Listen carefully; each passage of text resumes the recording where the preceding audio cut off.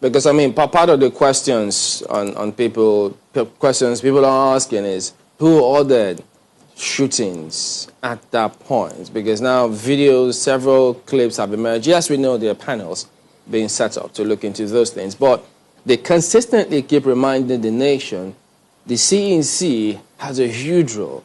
So if it turns out that people went there and shot, even if they were invited by a subnational leader, can they actually go there and open fire without the CNC signing off? They just say, like, look, this doesn't look good, and yes, we're not trying to preempt what the outcome will be, but looking at the handling of all of this, there will be huge questions on the commander-in-chief, don't you think so? It will still be preemptive to say anything now. The commander-in-chief will act based on facts and evidences and information garnered from the pro-panels, not allegations, which could be wild, which could be unfounded. The CNC will act based on information that is verified, that is genuine. Then you can expect him to do something. Okay, so let's talk about some of the things that happened, which they're investigating now. The military got there, shots were fired. Did the president sign off in letting the military join forces with some authorities? But this time, the reports indicate that they were alone at that point. Was it aware that they were going to go to such a place at the time? Yeah, that wouldn't be my brief, really. You have heard the military authorities speak on it. They are the ones competent to speak on that matter, not me. No, but yes, the president is the commander-in-chief.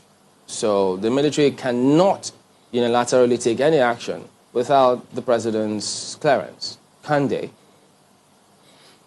Yes, and the defense headquarters has addressed this issue.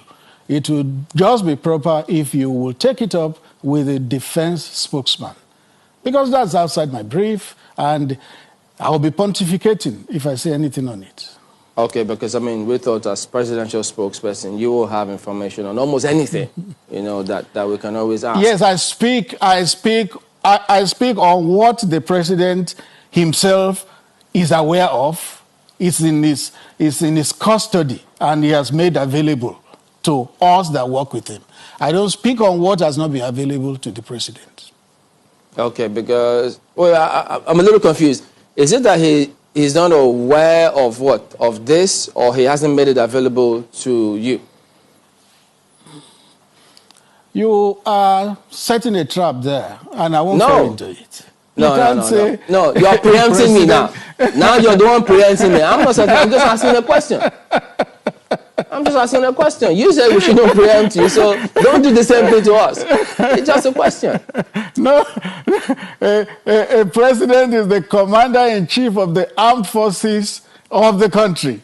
He is aware of more than you can think, because he has a helicopter view of what is happening in the country. He has security reports, but things must be investigated and verified before he takes certain decisions. Was he aware that soldiers were going to go to Lekki, going by what you just said now? The question I've answered is what you have asked in another way. The president is commander-in-chief of the armed forces. He is aware of a lot of things in the country. But whether he's aware of this specifically or not, ask the military authorities.